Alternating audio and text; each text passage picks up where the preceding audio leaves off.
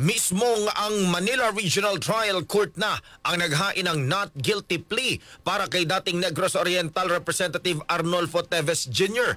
Ito ay matapos na igiit ni Teves ang karapatan nito na manatiling tahimik kaugnay sa mga kasong illegal possession of firearms at illegal possession of explosives matapos salakayin ang bahay nito sa Bayawan City, Negros Oriental.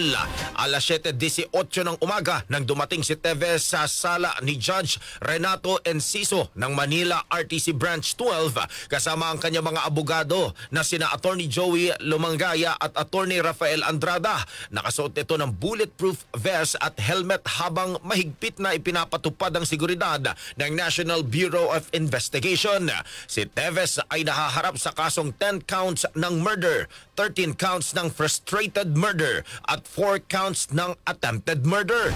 Kasama rin sa kasong kinakaharap ni Teves ang 1 count ng murder sa Manila RTC Branches 12 at 15 at RTC Branch 63 sa Bayawan, Negros Oriental.